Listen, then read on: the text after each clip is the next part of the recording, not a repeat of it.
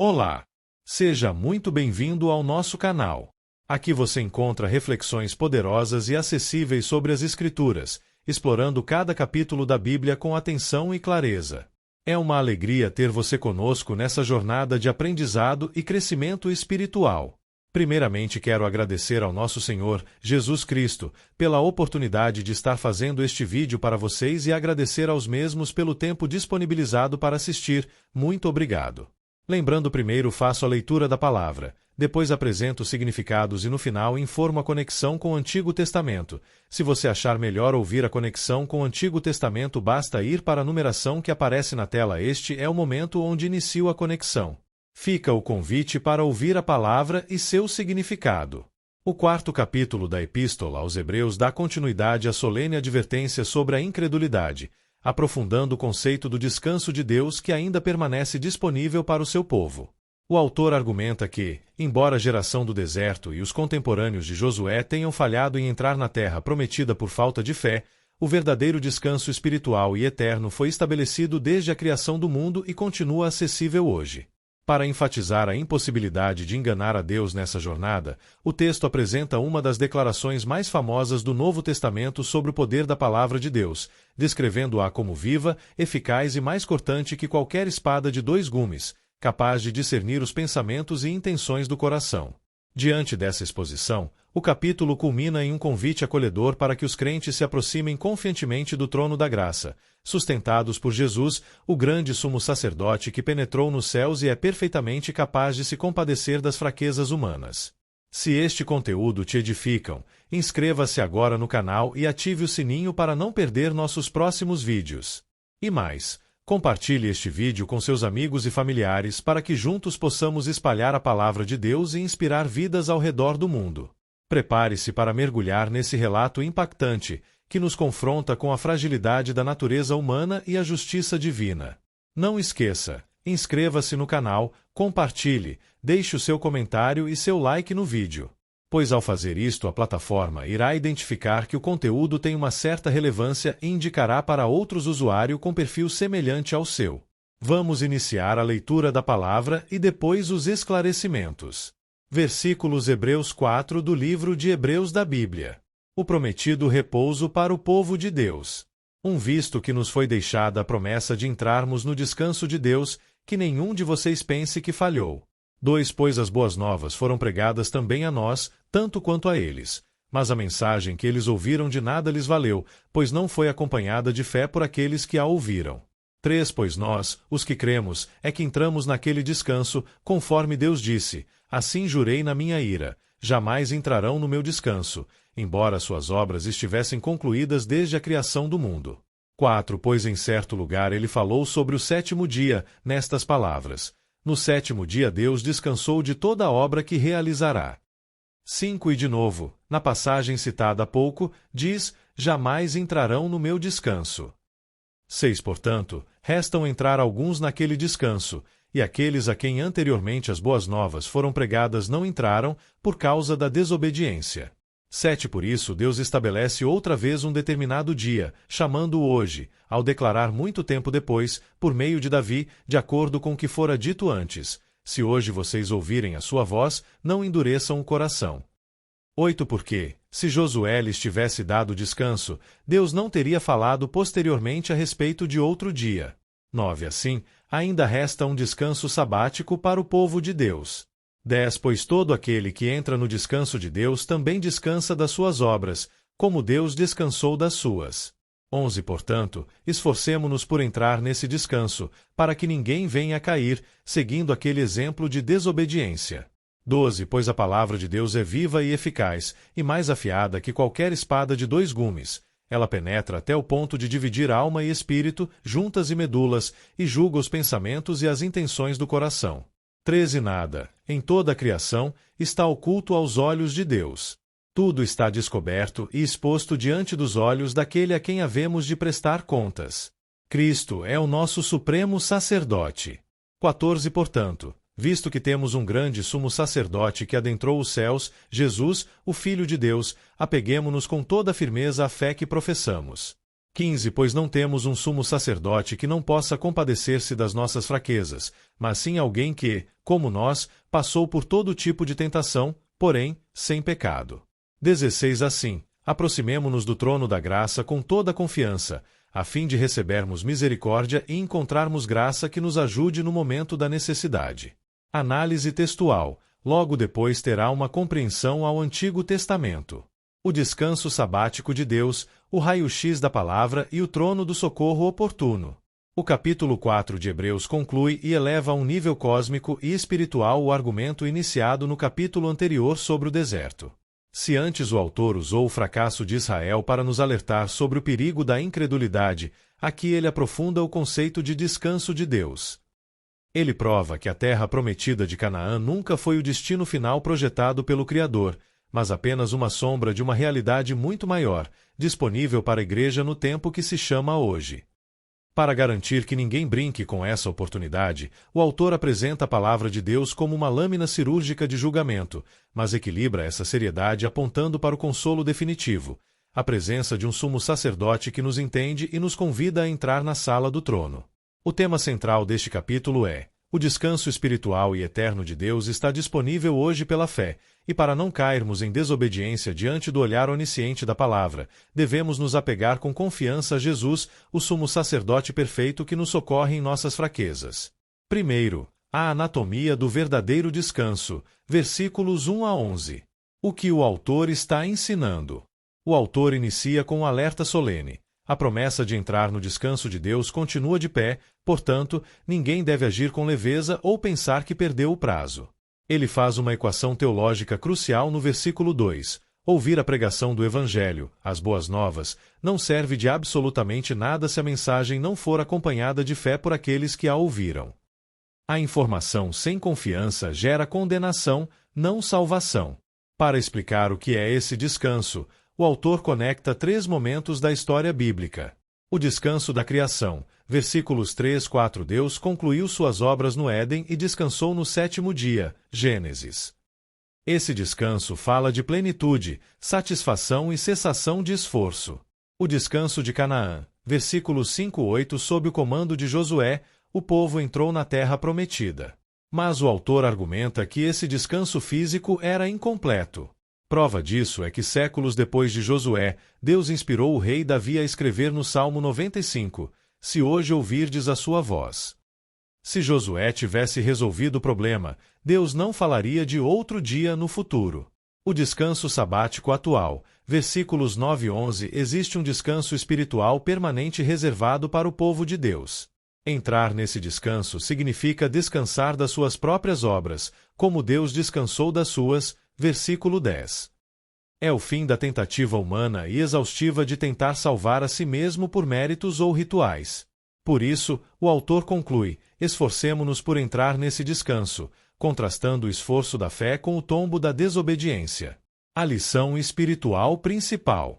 O verdadeiro descanso de Deus não é um lugar geográfico ou a morte física.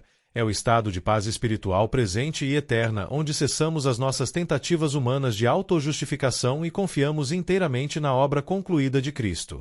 Aplicações práticas. 1. Misturar a palavra com fé. Quando você ler a Bíblia ou ouvir um sermão, não seja apenas um ouvinte passivo ou intelectual. Pergunte-se: como vou aplicar e confiar nessa verdade hoje?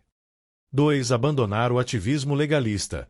Pare de tentar comprar o amor de Deus com a sua própria performance religiosa. Descanse no fato de que Jesus já fez tudo na cruz. Você obedece por gratidão, não para ser aceito. 3. Buscar o descanso na ansiedade. Se a sua mente está exausta pelas pressões da vida, lembre-se de que o convite de Cristo é para hoje. Entregue o controle do amanhã e descanse na soberania de Deus. Compreensão no Antigo Testamento. O autor costura magistralmente Gênesis 2:2, o descanso de Deus no sábado, com o Salmo 95:11, o juramento de Deus no deserto, mostrando que o plano original do Criador desde a fundação do mundo era convidar o homem para desfrutar da sua própria comunhão e repouso. Segundo, a palavra como espada e o raio-x divino, versículos 12 e 13. O que o autor está ensinando? Como podemos ter certeza de que não estamos nos enganando ou fingindo uma fé que não temos? O autor responde apresentando o instrumento de diagnóstico definitivo, a Palavra de Deus. Ela não é um livro de regras morto, mas é descrita como viva e eficaz, ativa, cheia de energia divina. A sua capacidade de penetração é assustadora. Ela é mais afiada do que qualquer espada de 2 gumes usada pelos soldados romanos. Ela corta em 2 direções e entra fundo, até o ponto de dividir alma e espírito, juntas e medulas. O texto usa uma linguagem anatômica para mostrar que a palavra acessa o que é intangível e invisível no ser humano, tornando-se o juiz supremo dos pensamentos e das intenções do coração. O versículo 13 eleva o nível desse tribunal espiritual ao falar da onisciência do autor da palavra. Diante de Deus, nenhuma criatura consegue usar disfarces ou máscaras. No texto original, a expressão descoberto e exposto evoca a imagem de um animal sacrificial com o pescoço exposto para trás, totalmente vulnerável diante da faca do sacerdote. É diante dele que haveremos de prestar contas. A lição espiritual principal. A Bíblia funciona como um espelho cirúrgico que desmascara as nossas desculpas, revelando as verdadeiras motivações do nosso coração diante de um Deus de quem ninguém consegue esconder nada. Aplicações práticas. 1. Deixar-se examinar pela Bíblia. Não leia a palavra apenas para procurar versículos de conforto ou para preparar estudos para os outros. Leia permitindo que ela exponha o seu orgulho, a sua inveja e as suas segundas intenções. 2. Viver em integridade transparente. Se tudo está nu e descoberto diante dos olhos de Deus, abandone a hipocrisia de tentar sustentar uma fachada de santidade para os irmãos enquanto mantém pecados ocultos na sua privacidade. 3. Prestar contas consciente. Lembre-se diariamente de que a sua vida terá uma prestação de contas final. Isso não deve gerar pânico, mas sim um temor santo que molda as suas escolhas diárias. Compreensão no Antigo Testamento. Esse poder cortante da mensagem divina é profetizado em Jeremias 23:29. Não é a minha palavra como fogo, declara o Senhor, e como um martelo que despedaça a rocha. A palavra esmaga a autossuficiência humana. 3. O sumo sacerdote que sente a nossa dor, versículos 14 e 15. O que o autor está ensinando? A exposição minuciosa da palavra nos versículos anteriores nos deixa vulneráveis, cientes de que somos pecadores e de que estamos nos diante do juiz. Sabendo disso, o autor muda o tom imediatamente para o consolo mais doce do Novo Testamento. Portanto, visto que temos um grande sumo sacerdote, nós não somos deixados sozinhos com a nossa culpa. Jesus é esse grande sumo sacerdote. Mas, ao contrário dos sacerdotes comuns que entravam apenas atrás do véu do templo terreno, Jesus adentrou os céus para interceder por nós na presença real do Pai. Por causa dessa vitória, a ordem é: apeguemo-nos com toda a firmeza à fé que professamos. O versículo 15 destrói qualquer ideia de um Deus apático e indiferente, pois não temos um sumo sacerdote que não possa compadecer-se das nossas fraquezas. A palavra grega para compadecer-se é simpateu, que significa sofrer junto. Jesus não nos assiste com desdém, porque ele nos entende. Porque ele se encarnou e passou por todo tipo de tentação, assim como nós. Ele sentiu o peso do cansaço, a pressão da rejeição, a dor da perda e os apelos da carne, com uma distinção única e absoluta, porém, sem pecado. A lição espiritual principal. Jesus tem credenciais perfeitas para nos representar. Ele tem a autoridade celestial do Filho de Deus e a empatia humana de quem viveu na pele as pressões deste mundo sem jamais ceder ao erro. Aplicações práticas. 1. Não se isolar na culpa. Quando você falhar ou se sentir fraco, não fuja de Jesus pensando que ele está com nojo ou raiva de você. Ele entende a mecânica da fraqueza humana. Ele sabe o quanto a terra é poeirenta. 2. Saber que alguém intercede por você. Nos dias em que você não tiver forças nem para formular uma oração, console a sua alma sabendo que o Filho de Deus está nos céus advogando a sua causa e traduzindo os seus gemidos. 3. Imitar a santidade resistente. Jesus provou que é possível ser verdadeiramente humano e viver sem pecar. A humanidade dele é o nosso padrão. Use a força do Espírito Santo para dizer não à tentação assim como ele disse. Compreensão no Antigo Testamento. No Antigo Testamento, o sumo sacerdote carregava no seu peitoral pedras preciosas com os nomes das tribos de Israel, Êxodo 28:29, para que os levasse perto do coração ao entrar no santuário. Jesus faz isso de forma perfeita. Ele carrega o seu nome e as suas dores gravados no seu próprio coração diante do trono celestial. Quarto, o trono da graça e o socorro oportuno, versículo 16. O que o autor está ensinando? Com base na autoridade e na empatia de Jesus, o autor fecha o capítulo com o convite mais ousado da história da espiritualidade. Assim, aproximemo-nos do trono da graça com toda a confiança. Versículo 16. Para o leitor judeu, a ideia de se aproximar de um trono de Deus gerava terror. O trono era o lugar da justiça inflexível, da glória inacessível e do julgamento que fulminava os pecadores. Mas por causa do sangue de Jesus, o trono de julgamento foi transformado em trono da graça. A postura do crente ao orar não deve ser a de um escravo morrendo de medo, mas a de um filho que entra na sala do Pai com toda a confiança, ousadia, liberdade de palavra. O objetivo de entrarmos nessa sala não é apresentar os nossos méritos, mas alcançar dois tesouros. Misericórdia. Para perdoar os nossos erros passados, Deus não nos dá o castigo que merecemos. 2. Graça. Para nos dar o poder que não temos no presente, funcionando como um socorro que nos ajude no momento da necessidade, ou socorro oportuno na hora exata da crise. A lição espiritual principal. A oração cristã é o acesso livre e confiante ao trono de Deus, onde o pecador arrependido e o crente cansado encontram acolhimento, perdão e o poder exato para vencer a crise do momento. Aplicações práticas. Orar com ousadia. Pare de fazer orações tímidas, distantes ou baseadas no medo.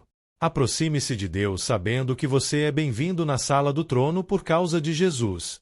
Fale com o Pai com o coração aberto. 2. Recorrer ao socorro de emergência. Não espere a sua vida desabar por completo para buscar a Deus. O texto diz que a graça é para o momento da necessidade. No segundo em que o problema apertar, corra para o trono. 3. Viver de graça em graça. Entenda que a misericórdia limpa o seu passado e a graça capacita o seu futuro. Você não precisa carregar o fardo da sua caminhada sozinho.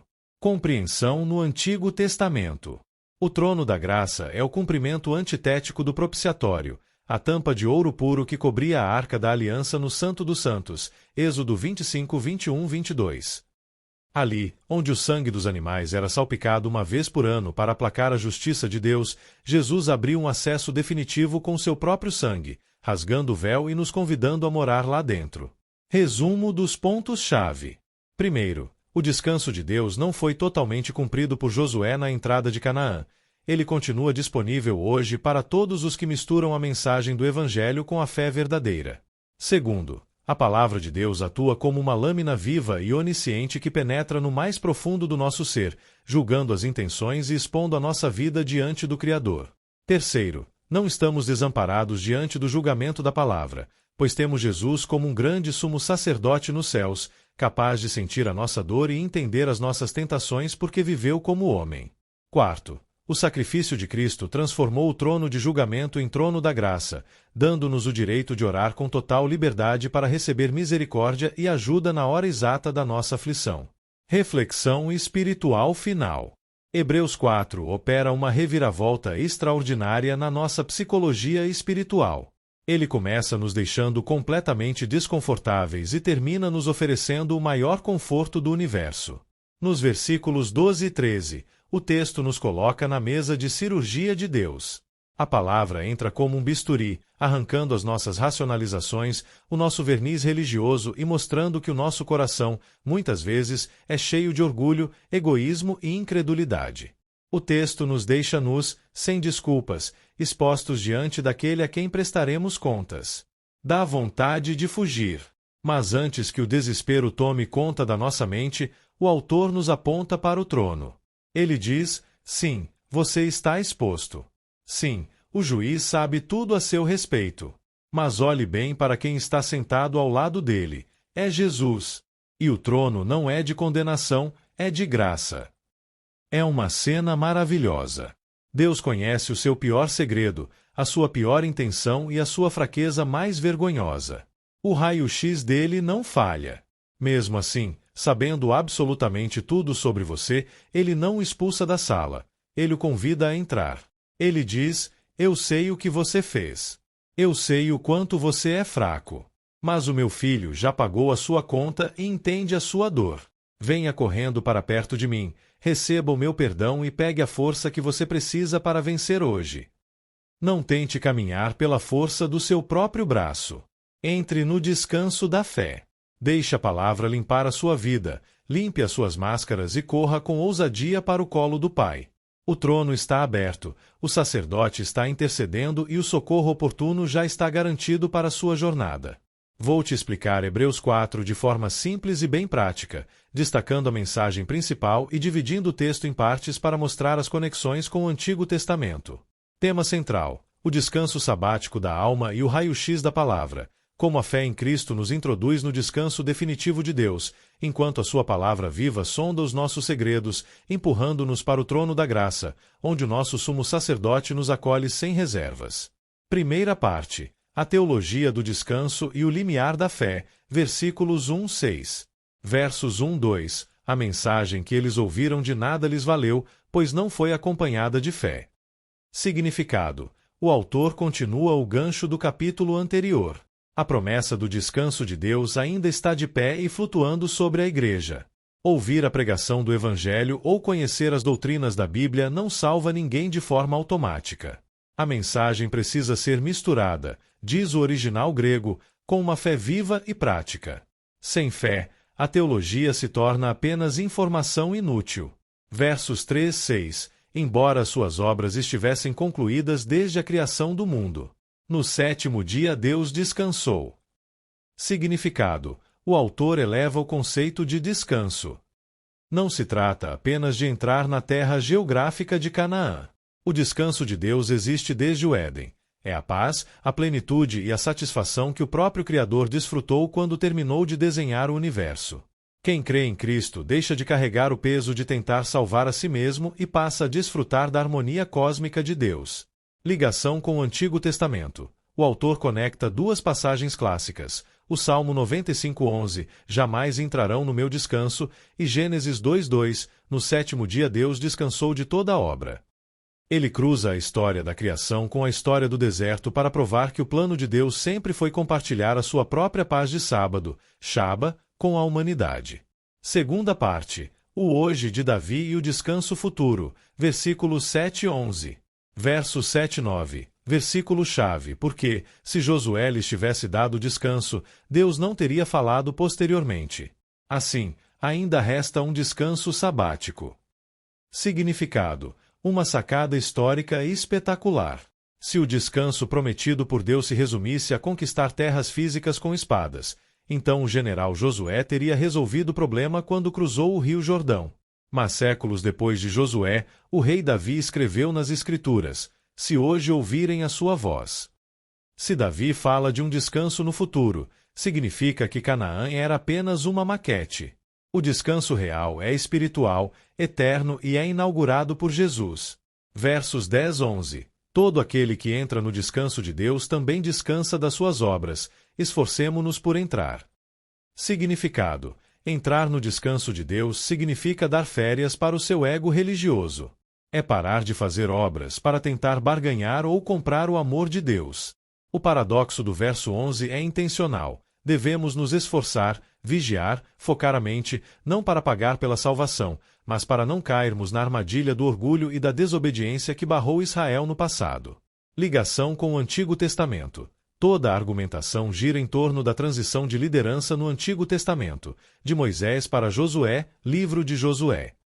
O nome Josué no grego é exatamente Isous, Jesus. O autor faz um trocadilho espiritual sutil. O primeiro Josué deu uma terra terrena que não aquietou o coração do povo. O segundo Josué, Jesus Cristo, entrega o verdadeiro descanso para a alma. Terceira parte. O raio-x da palavra e a anatomia do coração, versículos 12 e 13. Verso 12. Pois a palavra de Deus é viva e eficaz, e mais afiada que qualquer espada de 2 gumes. Ela penetra até o ponto de dividir alma e espírito. Significado: por que precisamos vigiar? Porque a palavra de Deus não é um texto morto de museu. Ela tem vida, energia e age como um bisturi cirúrgico ultra afiado. Ela corta as nossas desculpas intelectuais, separa o que é puramente emocional, alma, do que é genuinamente espiritual, espírito, penetra nas nossas motivações mais profundas, juntas e medulas, e dá o diagnóstico exato das intenções secretas do nosso coração. Verso 13. Nada, em toda a criação, está oculto aos olhos de Deus. Tudo está descoberto e exposto diante dos olhos daquele a quem havemos de prestar contas. Significado: diante do Criador, as máscaras da religiosidade caem. A expressão grega para exposto, tetrachilismena, era usada para o ato de puxar a cabeça de um animal para trás pelo pescoço, deixando a sua garganta totalmente vulnerável e visível antes do sacrifício. Deus enxerga a nossa nudez moral e espiritual completa. Nossos segredos são públicos diante dele. Ligação com o Antigo Testamento. Essa capacidade da palavra de expor e sondar o ser humano reflete passagens como Salmo 139, 1:4. Senhor, tu me sondas e me conheces. Antes mesmo que a palavra me chegue à língua, tu já a conheces toda. E Jeremias 17 de outubro. Quarta parte. O acesso livre ao trono da graça. Versículos 14 e 16. Versos 14 e 15. Visto que temos um grande sumo sacerdote. Jesus, alguém que, como nós, passou por todo tipo de tentação, porém, sem pecado. Significado: se os versos 12 e 13 nos deixam apavorados por estarmos totalmente expostos em nossas misérias diante de Deus, os versos 14 e 15 trazem o alívio definitivo. O juiz que nos avalia colocou o seu próprio Filho como nosso advogado e sumo sacerdote nos céus. Jesus sabe exatamente o gosto da tentação porque enfrentou todas elas no limite máximo, mas venceu todas sem pecar. Ele tem autoridade para nos defender e empatia para nos compreender. Verso 16. Assim, aproximemo-nos do trono da graça com toda a confiança, a fim de recebermos misericórdia e encontrarmos graça. Significado: no mundo antigo, aproximar-se do trono de um rei sem ser convidado significava morte imediata, como vemos no livro de Esther. Na antiga aliança, entrar no Santo dos Santos era perigosíssimo. Mas por causa de Jesus, o trono de julgamento virou o trono da graça. O crente tem o direito de entrar na sala do rei com confiança, ousadia, liberdade de expressão, para buscar o socorro certo no momento exato da crise. Ligação com o Antigo Testamento. O trono da graça é a leitura da nova aliança para o propiciatório, a tampa de ouro da arca da aliança, descrita em Êxodo 25, 17 e 22, onde o sumo sacerdote salpicava o sangue no dia da expiação para aplacar a justiça divina. Jesus transformou esse lugar de temor em um balcão de atendimento acolhedor. Resumo geral sobre a dinâmica do descanso real. Um verdadeiro descanso sabático não é a ausência de trabalho físico ou um feriado, mas um estado de paz espiritual profunda onde o coração para de tentar fabricar a própria salvação por méritos humanos. 2. A recepção das promessas divinas exige a fusão íntima entre a mensagem ouvida e a fé prática. Do contrário, o conhecimento teológico se torna estéril e sem valor. Sobre a infalibilidade da sondagem divina. A palavra de Deus funciona como um bisturi vivo e cortante que rasga as aparências, revelando as verdadeiras intenções, pensamentos e segredos ocultos da mente humana. 2. É absolutamente impossível se esconder de Deus. Toda a nossa vida e histórico-moral estão escancarados e transparentes diante dos olhos daquele que nos julgará. Sobre a empatia e o acolhimento de Cristo. Jesus Cristo acumulou a experiência da dor e da tentação humana sem se corromper, qualificando-se como um intercessor profundamente empático e compreensivo em relação às nossas quedas. 2. O acesso a Deus foi transformado de um tribunal de pavor para um trono de graça, onde somos convidados a entrar com liberdade para recebermos socorro imediato nas nossas maiores fraquezas. Mensagem central. Embora a palavra de Deus exponha cirurgicamente todas as nossas falhas e segredos, podemos entrar com total ousadia e confiança no trono da graça, porque Jesus, o nosso sumo sacerdote empático, venceu a tentação e nos garante misericórdia e socorro imediato. Aplicação prática hoje. Primeira, pare de tentar provar o seu valor para Deus através do ativismo religioso. Se você vive exausto, achando que Deus só vai te amar se você fizer 1000 tarefas na igreja, se bater metas perfeitas ou se nunca falhar, leia o verso 10. Entrar no descanso de Deus é descansar das suas obras. Aceite que Jesus já pagou a sua conta na cruz. Trabalhe para Deus por gratidão e amor, nunca por culpa ou medo de rejeição. Segunda, deixe a Bíblia expor as reais intenções por trás das suas atitudes. Quando você ler a palavra nesta semana, não a leia apenas para obter informação ou para preparar um estudo. Deixe o verso 12 acontecer. Permita que ela funcione como uma espada que divide as suas intenções. Pergunte a si mesmo: por que eu respondi daquele jeito no trabalho? Eu ajudei aquela pessoa por amor real ou para ser elogiado? Por que guardo essa mágoa? Deixe a palavra limpar as suas infecções internas. Terceira, abandone a vida dupla. Você já está totalmente descoberto diante de Deus. O verso 13 quebra as nossas ilusões de que podemos esconder pecados de estimação, pornografia no celular, fraudes financeiras ocultas ou fofocas em segredo. Deus vê tudo em tempo real. Em vez de gastar energia tentando manter uma fachada de santidade para os outros, confesse o seu erro a Deus hoje mesmo e viva na transparência da verdade. Quarta, quando você falhar e for tentado, corra para Jesus em vez de se esconder dele. A nossa tendência quando erramos é parar de orar, sumir da igreja e nos isolar por vergonha. O verso 15 diz que Jesus se compadece das nossas fraquezas porque ele sabe o peso da tentação. Ele não está no céu segurando um raio para te destruir, ele está de braços abertos. Se a tentação bater forte ou se você cair, fale com ele imediatamente. Quinta, mude a sua postura de oração de um pedido tímido para um clamor confiante. O verso 16 te convida a ir ao trono da graça com toda a confiança. Você não entra na presença de Deus como um escravo assustado ou um mendigo de favores, mas como um filho legítimo compondo a mesa do Pai. Peça libertação, peça cura, peça sabedoria e peça provisão financeira com a certeza de que a recepção no trono é de pura graça e misericórdia. E chegamos ao fim de mais um vídeo. Espero que você tenha gostado e aprendido algo novo com a gente. Se você curtiu o conteúdo, não esqueça de deixar o seu like, seu comentário, além de compartilhar e se inscrever no canal. Isso ajuda muito para continuarmos a trazer conteúdos incríveis para você. Obrigado por assistir, nós encontramos no próximo vídeo. Até mais!